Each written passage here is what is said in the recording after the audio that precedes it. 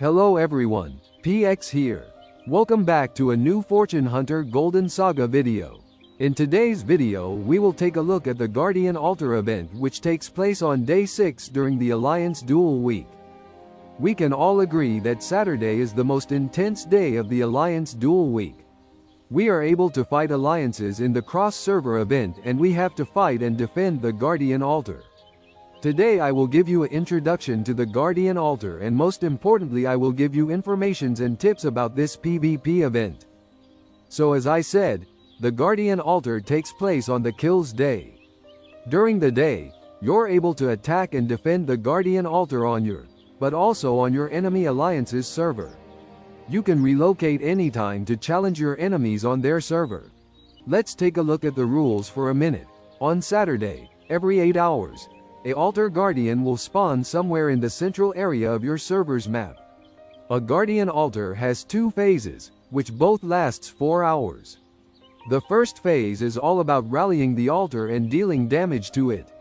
In this phase you and your teammates can rally the altar to deal damage. After dealing a certain amount of damage to the altar, it will drop reward chests around it which you will and your mates will be able to claim. You personally can only claim 10 chests in total on this day and general every spawned chest can only be claimed 10 times. The chests will despawn after a certain amount of time or when it was claimed 10 times. Rallying the altar will give you also personal rewards after dealing damage and also ultimate alliance points. This phase also has a damage ranking, which will give you ranking rewards when the phase ends. So actively attacking the altar is worth it. After 4 hours, Phase 2 will start, and this is the most interesting phase for PvP player. In the second phase, it's all about occupying the altar and reinforce it until it's completely occupied. That means every other alliance and also alliances from your enemy team's server can come to your server and attack your altar and so can you. This will lead into intense fires, I promise. This phase will give rewards after fully occupying the altar. This phase also gives you small rewards when you rally the altar on your enemy's server.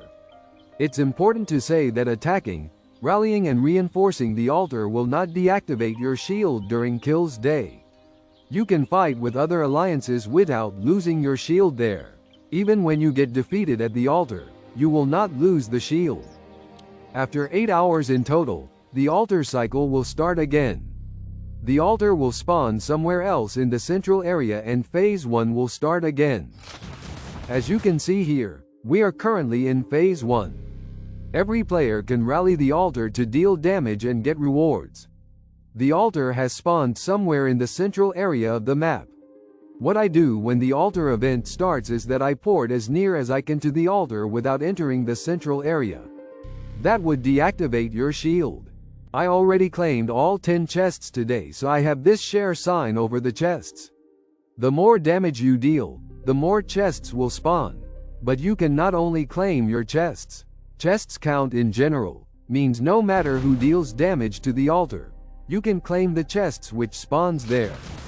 When the altar starts, I would recommend to share the coordinates of the altar to your alliance. So they get reminded and find the altar more easy. You can rally the altar with all of your marching queues. Here's a tip. Only start rallies with your 2 strongest queues and join other rallies with the other 2. This way your damage will be maximized. As I said, dealing damage will also higher you ranking position which will then give you higher rewards. You can see here that our rankings get dominated by other servers' player. That's totally normal since it's a cross-server event. During the Kills Day you can also relocate to your enemy's server and attack their Guardian Altar. You will spawn on a random point on their server so you have to port manually near the central station. I will not do that now since it's only worth during Phase 2 when you can collect PvP fights. Note that this relocation requires a relocation token. This small countdown will tell you how long the current phase will last. When this timer ends, the second phase will start. You can return any time to your home server. These are the challenge rewards you will get. I logged in later when Phase 2 started. You can see the Guardian despawned and we are now able to attack and occupy the altar. The first player can rally the altar. Once occupied by your team, you can't rally it, you only can reinforce it. Reinforce it with your strongest Q and activate push notifications to receive information when you got defeated. During this time any player can rally the altar and try to defeat your reinforcement troops. When it's successful, your troops will return and you have to defeat the enemy troops. When you get defeated, your occupying progress will not be resetted. It will pause and continue when you occupy it back. Here's another tip. After a certain amount of successful defense, recall your troops, heal them and send them out again. This way your reinforcement power is always 100%. Once fully occupied, rewards will be sent via mail. After that I always port to the enemy server to attack their altar.